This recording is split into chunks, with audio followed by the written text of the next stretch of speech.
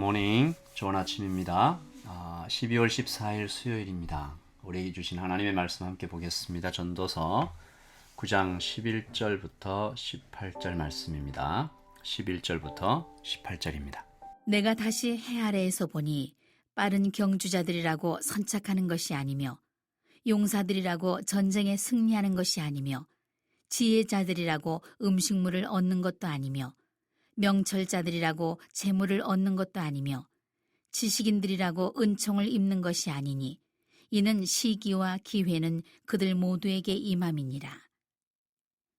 분명히 사람은 자기의 시기도 알지 못하나니 물고기들이 재난의 그물에 걸리고 새들이 올무에 걸림같이 인생들도 재앙의 날이 그들에게 호련히 임하면 거기에 걸리느니라.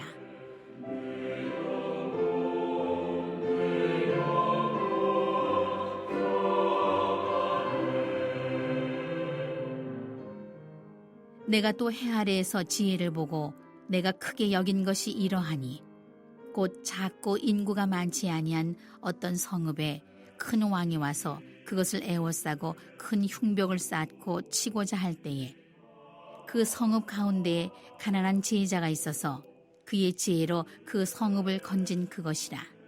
그러나 그 가난한 자를 기억하는 사람이 없었도다. 그러므로 내가 이르기를 지혜가 힘보다 나으나 가난한 자의 지혜가 멸시를 받고 그의 말들을 사람들이 듣지 아니한다 하였노라.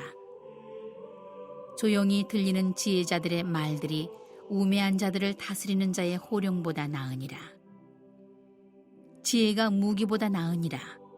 그러나 죄인 한 사람이 많은 선을 무너지게 하느니라. 아멘. 하나님의 말씀입니다.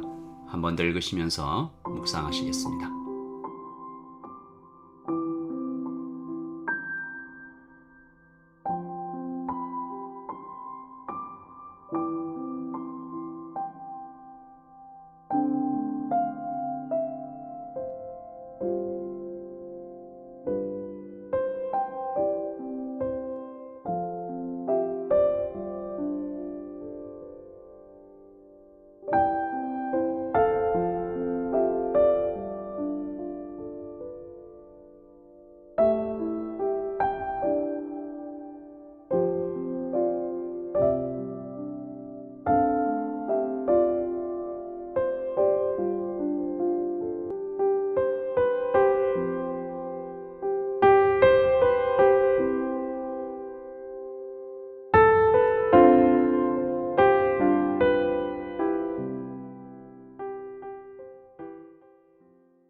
여러분, 온실 속의 화초라는 말 들어보셨죠? 세상 물정을 모르고 꽤 곱게 자란 사람을 이제 꼬집으며 하는 말이잖아요.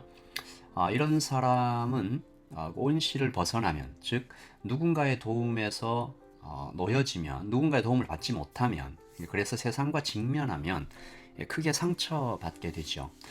지난 코스타의 주제가 New Normal 시대의 그리스도인, Christians in the New Normal Era였는데요. 이 마태복음의 말씀을 함께 묵상했었습니다. 마태복음 16장 3절인데요.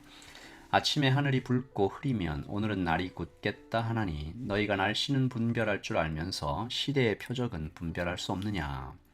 한 강사님께서 이 말씀으로 두 가지 도전을 참석자들에게 던졌는데, 첫째, 현실을 직시하라. 둘째, 현실을 돌파하라. 이 강사 목사님은 특별히 현실을 직시하라에 많은 시간을 할애하셨어요. 청년들에게 시대의 표적을 읽으라. 지금 이 세상에 비가역적이고 불가항력적인 변화가 일어나고 있음을 똑똑히 보고 느끼고 거기에 대비하라, 적응하라, 준비하라 라는 얘기죠. 이 장밋빛 이상주의로 해결되는 것은 아무것도 없습니다. 전도서는 그런 의미에서 잔인할 만큼 현실을 직시하게 만들죠. 불편한 진실을 있는 그대로 보여주고 있습니다. 한때가 아니죠, 사실. 지금도 꽤나 전 세계적인 인기를 끌고 있다라고 저는 생각하는데, 이 한신학의 보류죠. 이것을 신학이라고 불러야 할지도 사실 잘 모르겠는데, 번영신학이라는 것이 있습니다. 간단히 말해서 물질적 축복이 하나님의 뜻이다 라고 믿는 것인데, 이 기독교 언론이 아닌 한 신문사가 번영신학을 이렇게 정의했습니다. 번영신학이란 재정적 축복이나 물질적 풍성함이 항상 하나님의 뜻이라고 믿으며 신앙이 자신들의 물질적 부를 증가시킨다고 믿는 반성경적인 신학이다. 예수 믿으면 반드시 잘 살게 되고 건강하게 되고 장수하게 되고 잘 된다고 외치는 신학이다. 여러분, 우리가 금방 알 수 있죠. 비성경적일 뿐만 아니라 현실적이지도 않습니다. 이 기독교 언론이 아닌 세상 신문사도 이걸 알아요. 마치 이 번영신학은 모래에 얼굴을 파묻고 적이 없다 적이 없다 라고 스스로를 속이는 타조와 같은 모습으로 보여요. 온실 속 화초처럼 어느 날 현실을 직면하게 되면 크게 상처를 받거나 심하면 교회를 떠나게 되겠죠. 번영신학의 문제는 또 있습니다. 인생의 어려움을 겪고 있는 성도들에게 2차 가해를 행하게 되죠. 너가 지금 가난하고 병든 것은 너의 믿음이 좋지 않기 때문이다. 말은 그렇게 하지 않지만 은근한 압박을 공동체적으로 받게 될 때 아마 그는 견디기 힘들 것입니다. 솔로몬이 오늘 전도서에서 말하죠. 크게 말합니다. 아니다. 예수 믿어도 아플 수 있다. 가난하게 될 수 있다. 아니, 예수 믿는 것과 물질 건강의 축복은 거의 아무런 관계가 없는 것으로 보인다. 그는 이 진리를 보편타당한 이 현재의 언어로, 지금의 언어로 이렇게 표현합니다. 9장 11절이죠. 내가 다시 해아래에서 보니 빠른 경주자들이라고 선착하는 것이 아니며 용사들이라고 전쟁에 승리하는 것이 아니며 지혜자들이라고 음식물을 얻는 것도 아니며 명철자들이라고 재물을 얻는 것도 아니며 지식인들이라고 은총을 입는 것이 아니니 이는 시기와 기회는 그들 모두에게 임함이니라. 오늘 말씀이 사실 모두 이 비슷한 이야기인데요. 12절에는 불시에 이르는 어떤 재앙이 말 그대로 인과율에 상관없이 신자든 불신자든 지혜자든 우매자든 모든 사람에게 똑같이 임한다. 14절과 15절에는 슬픈 한 이야기를 등장시켜요.